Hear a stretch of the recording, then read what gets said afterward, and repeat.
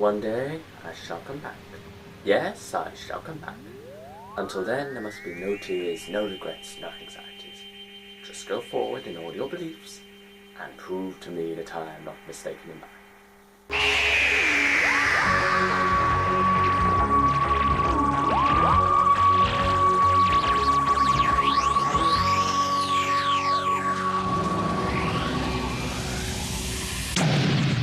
Hi everyone, TARDIS Guy 123 here, and today I will be reviewing The Five Doctors.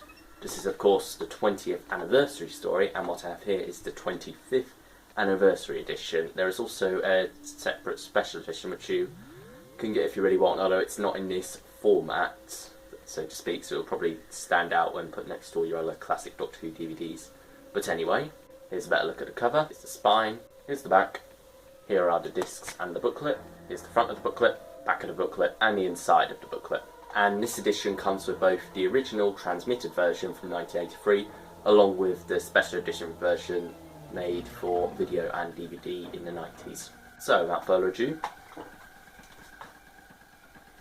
let's talk about this story. So the premise of The Five Doctors is a rather basic one. The Doctor has been taken out of time at different points in his life, and that's how we get all the 5 different regenerations, and have basically been put in the Death Zone along with a collection of different monsters, mainly Cybermen, along with some companions to join him, and basically they have to find out why they're there and who has put them there, and they must also uncover the secret of the tomb of Rassilon. Now, I think one of the most unique things about this story really is its tone, and I'm not sure why, but it's got a tone unlike any other story in Doctor Who, and while each story does have its own individual sort of like tone, which is very minorly different from the era that it's set in, this one stands out quite a lot, but not in a bad way. It stands out in a good way, because it's sort of like a celebration of Doctor Who, and I don't think this celebratory feel has been reached before or since. Admittedly, the Three Doctors was celebratory in a very different way, and that's, but at the same time it just didn't really have the same feel as this. And Day of the Doctor, well, didn't really feel that celebratory, really, at least of the 50 years as a whole, more of the last 8 years really, but we won't talk about that. I believe that the only story that's ever come close to this sort of like celebration tone is The Light at the End, and even that's slightly off. That's sort of like got its own tone because it's got it's celebrating different areas. It's of course celebrating Big Finish as well. So yeah, I think this story remains unique for that fact, and it's something very intangible. I can't really explain, but it just does have something very unique about it, in my opinion. Of course, having 5 Doctors in one story is great, although you could only say it is 4, and really, if you really want to boil it down, you could only say there's 3, because Peter Davison, Patrick Troughton and Sean Pertwee, the only real original actors in there, with Tom Baker being recovered from footage from Shada because he didn't want to be in this, and of course since William Hartnell had passed away by this time, they had to hire a new actor to play the role, Richard Herndl. So let's talk about him quickly. I think he does a very good job with the role, to be honest. In fact, when I was younger, I didn't know that it was a recast, to be honest, which is a bit naive of me, but you know. Obviously now, being older, I can tell that there are a lot of big differences in that. Obviously he looks quite different, and the way he portrays the part is quite different, but he's still very much got an essence that is very much the first Doctor, and of course having Susan along with him and whatnot really does help bring out that first Doctor within Richard Herndl. Now, since we started with the first Doctor, we might as well go in numerical order and move on to the second Doctor, who has a wonderful entrance. Not allowed? Me? I'm allowed everywhere. And of course Patrick Troughton, being one of my favourite Doctors, if not my favourite Doctor, he is an absolute joy in this, just to see him on screen, and he very much does get a good part of the story to do, working alongside the Brigadier and having the wonderful banter between those two. And then at the end, of course, we get him to meet up with John Pertwee, the third Doctor, and there's a lot of fun interplay between them as well. And while it's not as much as we did have in the 3 Doctors, I think it's still very good here. Speaking of the third Doctor, who also has a great entrance, great balls of fire, John Pertwee slips effortlessly back into this role that he hasn't played for almost 10 years now, actually, since his regeneration at the end of Land of Spiders, and he's simply wonderful. Obviously he's aged quite a bit, but he's still very much got the essence once again there. He still is very much playing it like he was all those years ago. Being along with Sarah as well, that's quite interesting, that's quite a good dynamic there. And what makes it even more interesting is that this is Sarah from after she's finished travelling with the Fourth Doctor, so it's very different in a dynamic there.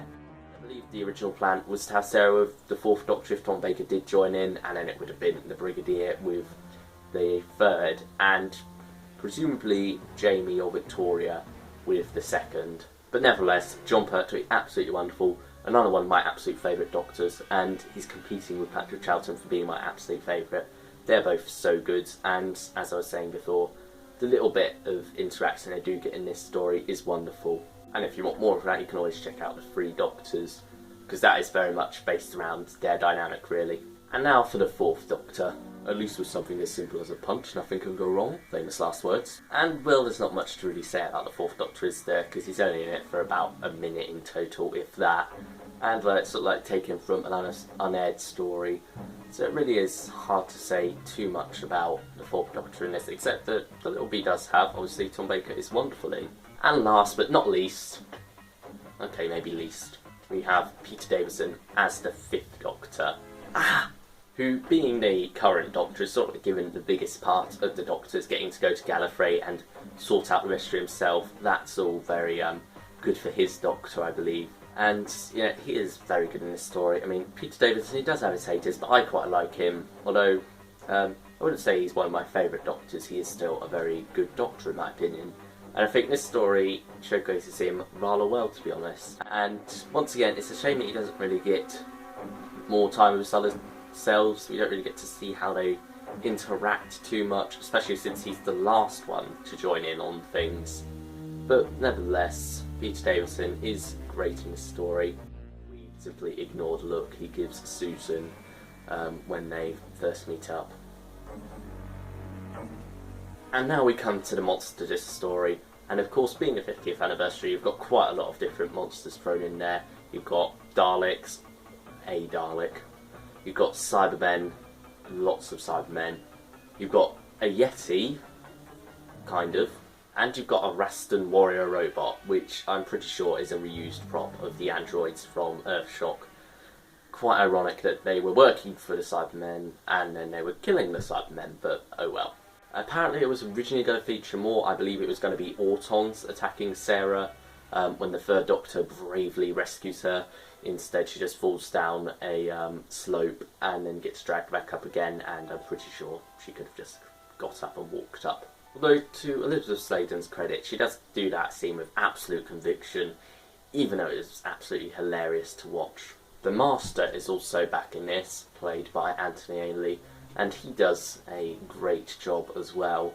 He isn't given that much of an active part in the story. He's more sort of like on the sidelines, sort of like reacting to events, getting caught up with the Cybermen for a bit, but ultimately not really doing much in terms of the overall plot. But that's okay, because we've got a very different villain this time. Once again a Time Lord, but hidden in the shadows. And in case you haven't seen this story, I won't spoil who that is, but nevertheless he does do a wonderful job. So overall, for the Five Doctors, there might not be much of a plot really. It's more just characters getting to one location really, and sort of like the separate trials that they go through to get there, with sort of like a bit of a Gallifrey plotline going in the background.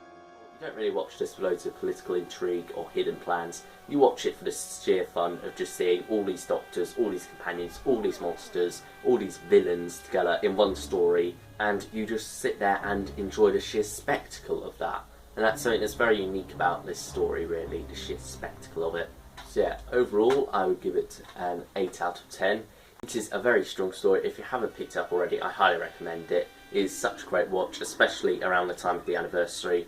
And if this review goes up as planned, it probably won't. And it will be November 23rd, 2015, making this the 52nd anniversary of Doctor Who. So what better time really to pick up the Five Doctors if you haven't already. So all that's left to say is thanks for watching everyone, and I will see you all next time. Bye everyone.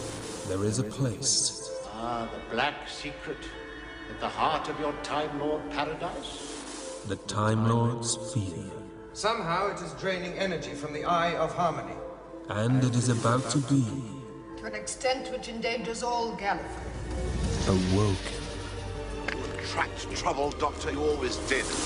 I am being diminished, whittled away piece by piece. Danger! Doctor! Danger!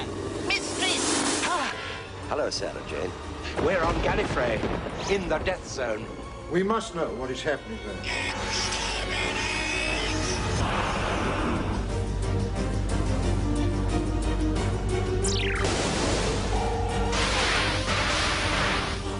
You shouldn't be here at the same time with him.